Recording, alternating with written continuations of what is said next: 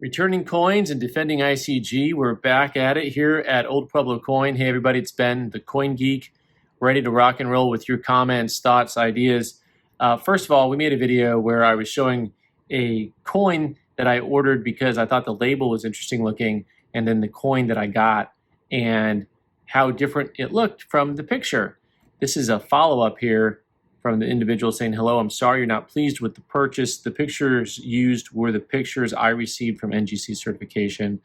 I used them to list the coin before I actually received the item back from them. This is the correct coin and certification from my listing and verified through NGC. I can certainly accept a return with the refund amount pending any silver cost adjustments. Please note that the actual silver prices will be used from the date of the sale versus the date of the return. Thank you. So this was fascinating on lots of levels. First of all, it's clear that what he's saying is not true about the time he received it back because they're old slabs. It's an older slab. So he did not just get that back. Two, the coin's not listed. The image isn't listed on NGC. Three, what's fascinating is that there's a silver cost adjustment possible, which I don't know eBay's rules on that, but also I didn't buy the coin for 20 bucks, which is what the silver content would have been. Can I get that silver adjustment now, please? Because I think I paid like 45 or 50 bucks for the coin just to have it. So fascinating. You guys had a lot to say about this particular one. Most of you were pretty animate. I know Dylan says, I know exactly what happened. He used the effect on the eBay app where he deleted the background. And when you do that, it can delete other parts of the item that are not the background, if that makes sense. So our theory is exactly something along those lines. I think he used some type of AI imaging to clean it up and clean up the photo. And when it got rid of the haze on the coin, it also removed the seal, the NGC seal from the label. And I don't think that he knew that. So the photos, if he took the photos himself, I think he may have. He just touched them up in a way. And a couple people have said that there's a app that eBay has, like a touch up on the app directly. I've got a whole nother video. I don't know if it's aired or not, but I've got another video about this eBay policy on images and slabs. So this is all very interesting to me at this point in time. All right, so here we go with I am Gabriel. Oh, Ben, it was absolutely intentional fakery by the seller. I would immediately demand a refund and leave negative feedback. Was the slab even real? I'm so over these seller tactics. The slab was definitely real. The coin was definitely real. And over the seller tactics, yes. Negative feedback. I guess I'm just such a softie, y'all. All right. See, Kenneth says the design seems. Oh, okay. We're switching modes here real quick. Let's go to the next thing. We're talking about the bell-shaped coin that's coming out from the U.S. Mint. Kenneth says design seems somewhat simple. Brace yourself for the eBay fakes to appear ASAP. Oh man, it's really rough being a glass half full kind of guy because I miss out on all the real opportunities. You guys here, the Christmas Pierce says, correction, the fakes will be priced at $20.26 after Vinny says they'll be 25 bucks each instead of the $750 that you'll see for the half-ounce silver medallion, which, by the way, it's a U.S. Mint product, but also the counterfeiting laws are different for coins versus medallions. Boy, that's going to be a whole AI search of its own. One of the biggest gripes everyone had about, of course, this bell-shaped coin, besides the shape, was the price point. GPTP saying you could buy some epic old coins for that kind of money. Peter saying in Texas, that's where I fall with any of these 2026 commemoratives. For the money, I'd always recommend buying a super rare vintage price coin instead of a mass-produced brand new piece. This is something that, yes, and yes. In general, when it comes to buying, there's the either or. It's the opportunity cost of money. When you look at something and it's a certain price point, if you can pause long enough to say, okay, for that same amount of money, what else is available in the marketplace? It really can change how you shop for almost everything. Jay Burke, I'll pass. I'll buy a few Benjis instead. Vinny's saying for that kind of money, you could almost complete a Morgan dollar set collection. He doesn't say the grade, but yes, for that kind of money, you could. This would be not the $750, but the $19,000 that it'll cost for the $250 gold piece that's 1 ounce of gold. You could assemble an entire Morgan dollar set for that price point, minus, of course, the proof, 95, but also, depending on the grades, most of those would be really nice coins at that grade point. Adventure Coin says, am I crazy or are these really stupid looking? Vinny, who apparently was commented on everyone's comments, thank you, Vinny. No, you're not crazy, and yes, they are stupid looking. It's just a phone. We're just going to have to let it ring. It's the US Mint, probably. RL2477. Okay, the worst looking classic commemorative is much better than anything in later or current issues. My least favorite of the classics is the El Paso Old Spanish Trail. Looks like it was designed by a grammar school art class. I like grammar school art quite a bit. I did not touch on modern commems in that video where I talked about classic commems that I thought were not as appealing as others. There are some modern commems that definitely missed the mark. Stylistically, also just topically, that's its own video for a much later time, or just another time, maybe not much later. It's later than you think. All right. Dave Fried. Question, if mass-produced bullion is not meant to be collected, then why does PCGS grade them and create and maintain registry sets for things like Silver Eagles and modern commems? Okay, interesting. There was a lot of back and forth here between him and Peter in Texas, and it was a good string of thought from both of them. Peter saying same argument for a Corvette since 1980, just because people collect them doesn't mean they're rare or sought after by the masses. Maybe by the masses, but not by the masses. So I would tell you that there's a couple different topics here.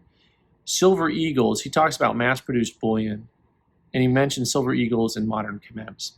The certification and selling of most of that stuff is mass-marketed, and it is just used to sell, right? As far as the actual collecting of bullion, that's different. So I think PCGS certifies some of the early Engelhard pieces, and that's it. Of course, there's the Bullion Certification Company out of Arizona, out of Casa Grande, where they actually certify old bars, rounds, whatever it is, which is its own separate subject versus what's going on here with this conversation. But what's interesting to me is the Silver Eagles, etc., are not made to be bullion. Collectible. I'll get my words straight here. Bullion that was created 30, 40, 50, 60 years ago was not created to be collectible. But because of its relative scarcity versus the population of collectors for it, we're seeing more and more collectors push into that, and you're seeing prices starting to rise on a lot of that type of material. So it's a very interesting conversation. I'm glad you guys had it. Anytime I think that a collector item is made as a collectible, it's not going to have the same long-lasting longevity as something that was made for the wild and then became a collectible later. That just tends to be the way things work. Triangle numismatics. CoinZip has changed in the past year. It's significantly less useful, in my opinion. There were a number of comments about CoinZip in a video where I was mentioning places you can find coin shows. And I would agree that they updated the website, but it doesn't flow as well as it used to. A lot of people have made that exact same comment. So hopefully we can, reach out to them and say, hey, people want something a little bit different. I don't know what they want exactly. Maybe they could make suggestions directly to the people at CoinZip, but it's worth reaching out to them and telling them, because if you don't tell them, they won't know. But be polite. All right. Larry Singh says 16 of the last 21 new coins that I sent to grade at PCGS graded to 69. Either PCGS has increased their standards or are being very harsh on new coins, or the US Mint is not producing enough quality coins. And he goes on a little bit about this. Only 54 of these coins got graded to 69, 2,089 or 70s, so I definitely had some bad luck here.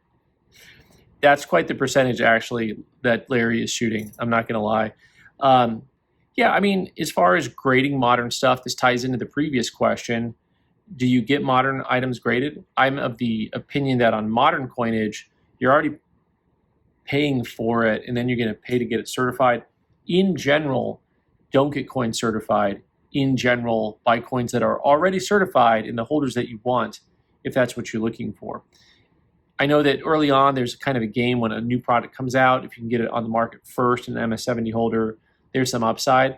But man, there's not a lot on most of those mint products. There's just not that much based on the amount of finagling that has to go into it. So, right, Type Vic ICG's holders are really cool. Why can't I read this right? Here we go. Luchesface Fox, actually. Just bought an ICG coin last night in 1884 Zacatecas 8 Real. ICG is fine. Their slabs are nice. Grade the coin, not the label, and learn more. So you should never trust any slab totally. Great advice. Never trust any slab totally. Also, this is like a long dissertation. I don't think I can read all of it. There are some really good defenses of ICG. Moran Stance here. Love ICG. Most economical, best turnaround times, keep coins back in 10 days. Their turnaround time makes everyone else look comically bad. Now, all that said, the company and its reputation come with some caveats. Not all coins belong in ICG holders. We've talked about this before with Annex, and there's certain coins and Annex holders that are great coins. And he goes on to say, I think they shined it for Mexican. For a long time, Mexican wasn't worth sending into admission. And now he sends coins in to ICG that are Mexican coins to get graded. And so those are coins worth getting graded. He goes on to talk about an MS-67 Morgan dollar. Probably not what you want to be buying. I would concur. But there's a couple of guys that had some really nice defenses of ICG. All right, and finally, William Girl says, dealers are human beings, and as such, are subjective as well, mostly objective. Most of them are friendly, develop relationships, extensions, and you make friends with coin dealers too. I can summarize that here probably. Someone had made a comment about just having a really bad experience with a coin dealer, and it won't be the first or last time that it happens. And we've all run into that with dealers, and as a dealer, we run into it with customers where you have people that are just unreasonable. And if that person was unreasonable to me, they'll probably be unreasonable to you too as a collector. There are plenty of dealers that are unreasonable. I think William's main point is that there's plenty of really good dealers out there. And in my opinion, there's so many more good dealers out there today than you had when I started. So over 3 decades, the market's very different. You see a lot more dealers are open. They're not as protective. In my opinion, in general, it's not as greedy as it used to be. There's a lot more objectivity to the marketplace. And I think that generally speaking, the advice of getting to know someone is really good advice. I mean, that's kind of, if you can get to know a dealer who's a good dealer in your area, they can really walk you through a lot of tough situations, if you will. Not that there's tough situations in coin collecting, but there are situations you may not understand or know how to deal with. And someone who's got 30 years experience or 50 years experience can probably walk you through some stuff, especially if you only have 5 years or even 10 years experience, which is very experienced. But at the same time, some of these guys have seen it all. And I'm constantly learning from other coin dealers. There's so much to know, and you don't know what you don't know. And so you spend time with them, and you just end up getting little tidbits here and there that, little crumbs that people drop. And that's the fun part of collecting, right? So, all right, guys, thank you as always for being here. I'm Ben the Coin Geek. You can subscribe by clicking on the owl button corner and watch more videos on the right side of the screen. Thanks.